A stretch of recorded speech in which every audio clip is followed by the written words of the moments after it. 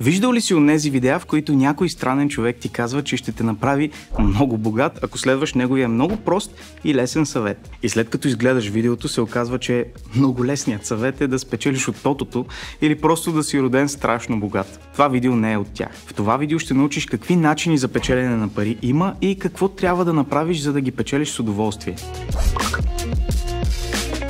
Има два основни начина да печелиш пари – като служител и като предприемач. Служител наричаме човек, който предоставя своите труд, знания и време срещу заплащане. Твоята заплата ще бъде определена от договореното между теб и шефа ти, но ти ще получиш по-малко от договореното, защото преди да я вземеш, трябва да платиш всички данъци, здравни и пенсионни осигуровки. Частта от заплатата, която получаваш директно, се нарича нетна. Тя ще пристига на посочена от теб банкова сметка и ще можеш да я ползваш веднага с твоята дебитна карта. Знаеш ли, че понякога работодателите искат, освен да бъдеш добър професионалист в това, за което те наемат, да притежаваш и редица други качества и умения. Тях може да ги видиш в някои обяви за работа. Те са твои лични качества и умения, но са свързани с изпълнението на задачите. Такива, например, са отговорността, находчивостта, комуникативни умения, умения за работа в екип и много други. Например, ако имаш много колеги, за шефа ти ще бъде добре ти да можеш да работиш в екип с тях, а не непрекъснато да се карате. Затова, ако искаш да бъдеш добър служител,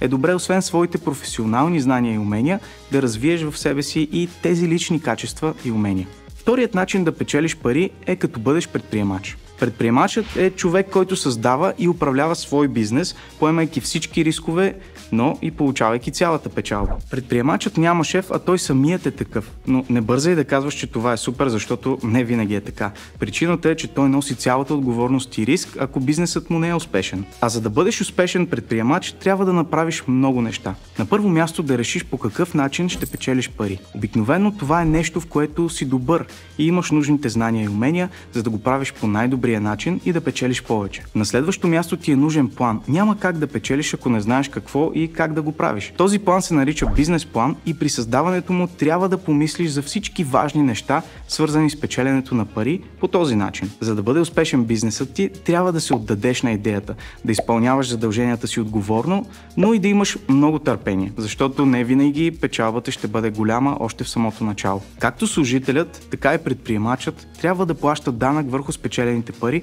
който се използва от държавата. Сега, след като знаеш за двата начина на печелене на пари, кой ще избереш? Не е нужно да отговаряш веднага. Истината е, че човек може да се чувства добре и да печели толкова колкото му е нужно във всеки един от тези начини. Важното е да знаеш, че има повече от един начин и ако в някакъв момент не ти харесва и не печелиш достатъчно пари като служител, винаги можеш да станеш предприемач. Както и обратното. Същото важи за професията, която ще избереш. Важното е да правиш нещо, в което си добър и ти носи удоволствие. Затова хората казват, че ако работиш това, което обичаш да правиш, няма да имаш нито един работен ден в живота.